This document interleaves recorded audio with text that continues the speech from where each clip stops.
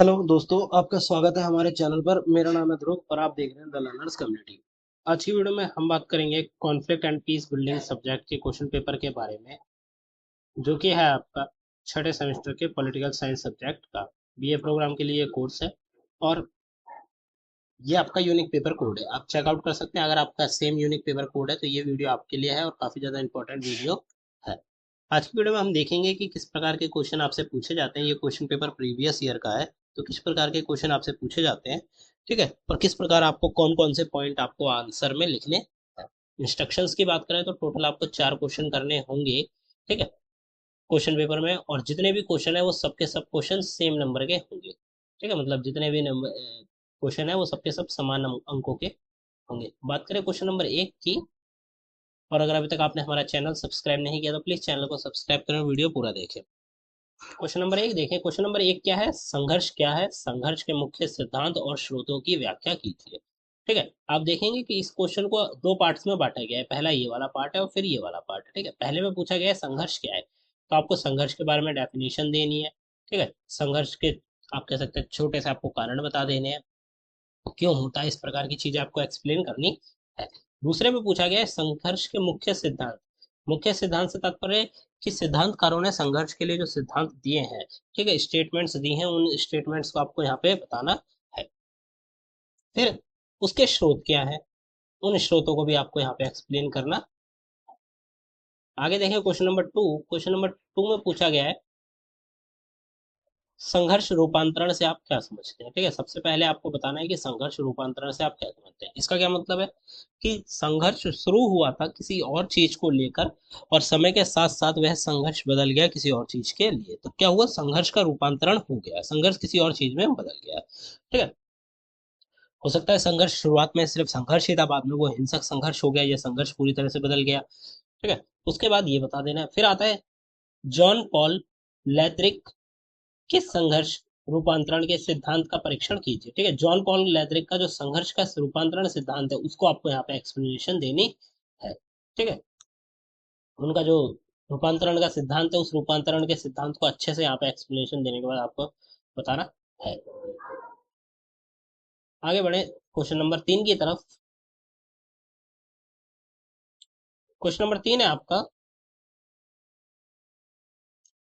उत्तर शीत युद्ध काल में जातीय और धार्मिक संघर्षों में वृद्धि देखी गई है। क्या देखी गई है, मतलब शीत युद्ध के बाद, उत्तर शीत युद्ध का मतलब शीत युद्ध के बाद का जो समय था, काल था, उसके अंतर्गत जाति और धार्मिक जो संघर्ष है उसमें काफी ज्यादा वृद्धि देखी गई। तो क्या आप इस बात से सहमत हैं? अगर सहमत हैं तो आपको क्या बताना है, अपने पक्ष के में पक्ष को एक्सप्लेन करना है और उसके लिए कुछ कारणों को बताना है, ठीक है। ये क्वेश्चन आपके ऊपर है कि आप कौन कौन से कारण दे पाते हैं, ठीक है। अगर आप ये कहते हैं कि हाँ, हम मानते हैं कि जातीय और धार्मिक जो संघर्ष है वो बढ़ा है, तो उसके लिए आपको कारण देना होगा, किन कारणों से ये चीजें बढ़ी हैं, किन कारणों से आपको लगता है कि ये बढ़ा है, ठीक है। और अगर आप मानते हैं नहीं तो आपको उस पक्ष में आंसर देना होगा। क्वेश्चन नंबर 4 की बात करें, संघर्ष के वर्गीकरण की व्याख्या संघर्ष के स्थलों के संदर्भ में कीजिए। ठीक है, संघर्ष के वर्गीकरण की व्याख्या करनी है, किस चीज को ध्यान में रखते हुए, संघर्ष के स्थलों को। संघर्ष का आपको वर्गीकरण करना है तो उसकी व्याख्या आपको यहाँ पे बतानी है, संघर्ष के स्थलों को ध्यान में रखते हुए।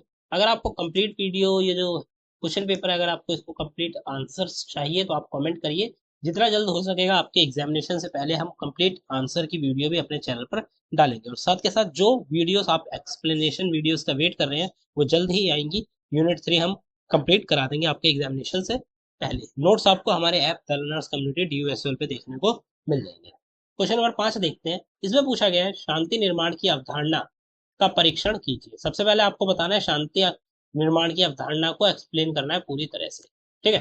दूसरे में पूछा गया शांति निर्माण में विभिन्न कारकों और संस्थाओं की भूमिका बतानी है। तो ये क्वेश्चन भी दो पार्ट्स में मेनली बांटा गया है, ठीक है। आपका जो पहला पार्ट है उसको आपको इसमें बताना है कि शांति निर्माण की जो अवधारणा है उसको आपको एक्सप्लेन देना है। शांति निर्माण की अवधारणा किस प्रकार की, किस प्रकार का शांति का निर्माण जो निर्माण होती है, ठीक है, शांति निर्माण करने के लिए कौन कौन सी चीजें आवश्यक है, ये सब बताना है। फिर ऐसी कौन कौन सी संस्थाएं हैं जो कि शांति निर्माण के लिए काम करती हैं, तो उनकी भूमिका भी बतानी है। भूमिका से मतलब यूनाइटेड नेशन, ठीक है, संयुक्त संयुक्त राष्ट्र संघ जो है वो भी शांति निर्माण के लिए अंतर्राष्ट्रीय स्तर पर काम कर रहा है। उसके पास एक शांति सेना भी है, ठीक है, जिसका उपयोग करके वो देश में जहाँ पे संघर्ष हो रहा है वहाँ पे शांति निर्माण करता है। दूसरा, एनजीओ हो गए, सरकार हो गई, ये सब चीजों के बारे में आपको बताना है कि कौन कौन सी जो संस्थाएं हैं उनकी भूमिका क्या है शांति निर्माण करने में। क्वेश्चन नंबर 6 को देखें, बहुमार्गीय कूटनीति क्या है?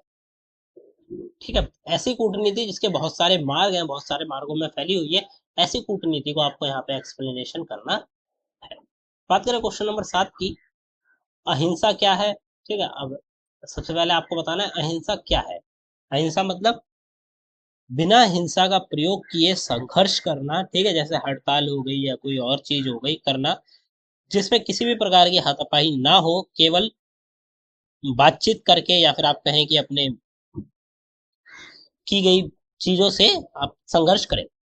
ठीक है, संघर्ष समाधान के क्षेत्र में गांधी की देन की व्याख्या करनी है। ठीक है, महात्मा गांधी ने संघर्ष समाधान के जो क्षेत्र है उसमें जो अपना योगदान दिया उसको आपको बताना है। ठीक है, तो यहाँ पे आप इस बारे में भी बता सकते हैं कि गांधी जी के द्वारा किया गया जो अहिंसा का आंदोलन था उसके बारे में भी आपको यहाँ पे एक्सप्लेनेशन देनी है। बात करें 8वें क्वेश्चन की, जिसमें आपको बताने हैं शॉर्ट नोट्स बनाने हैं। ठीक है, निम्नलिखित में से किन्हीं भी दो के ऊपर आपको क्या बताना है, शॉर्ट नोट्स बनाने हैं। पहला आता है समझौता वार्ता। ठीक है, नेगोशिएशन के बारे में बताना है कि जब भी दो या दो से अधिक वर्गों के बीच में जब संघर्ष होता है तो जब वो किसी मुद्दे पे आके एक चीज के लिए क्या करते हैं, समझौता कर लेते हैं, तो उस वार्ता के ऊपर आपको बताना है कि दो पक्ष मिलकर किसी चीज को लेकर क्या कर लेते हैं, समझौता कर लेते हैं और जो संघर्ष है वो समाप्त हो जाता है। इस बारे में बताना है। फिर अगला आता है विचारधारा और संघर्ष। विचारधारा और संघर्ष के बारे में आपको बताना है। नकारात्मक और सकारात्मक शांति के ऊपर आपको एक्सप्लेनेशन देनी है। ठीक है, नकारात्मक और सकारात्मक जो नेगेटिव और पॉजिटिव पीस है उनके बारे में बताना है। ठीक है, पॉजिटिव पीस से आप तात्पर्य कह सकते हैं कि ऐसी शांति जो कि आप कह सकते कि टेम्परेरी ना हो, ठीक है, जिसके अंतर्गत किसी भी प्रकार की हिंसा ना हो, संस्थाएं जो हों वो सही प्रकार से काम कर रही हो, इस प्रकार से आप बता सकते हैं। फिर आता है जेंडर आधारित संघर्ष। आखिरी पॉइंट है जेंडर आधारित संघर्ष का।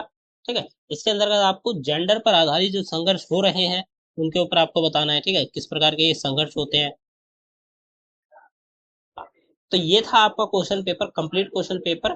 ठीक है, जिसमें हमने छठे सेमेस्टर के political science subject conflict and peace building के कंप्लीट क्वेश्चन आंसर्स को देखा था। ठीक है, क्वेश्चन पेपर को हमने कंप्लीट करा। अगर आपको इसकी आंसर वीडियो भी चाहिए तो आप कमेंट करिए। कंप्लीट आंसर इस क्वेश्चन पेपर में जितने भी क्वेश्चन पूछे गए उनके कंप्लीट आंसर वीडियो आपके एग्जामिनेशन से पहले आपको मिल जाएगी हमारे चैनल पर। और आने वाली वीडियोस के लिए हमारे चैनल को सब्सक्राइब करना ना भूलें। वीडियो अच्छी लगी तो वीडियो को लाइक करें, जितना हो सके वीडियो को ग्रुप्स में, व्हाट्सएप ग्रुप्स में आपके पास जो दोस्त हैं उन सबको शेयर करें ताकि वीडियो सबसे ज्यादा फैले और सबको मिल सके। ठीक है, मिलते हैं अगली वीडियो में। Thanks for visiting on my channel guys, और हमारे ऐप को डाउनलोड करना ना भूलें, द लर्नर्स कम्युनिटी। लिंक आपको डिस्क्रिप्शन बॉक्स में देखने को मिल जाएगा।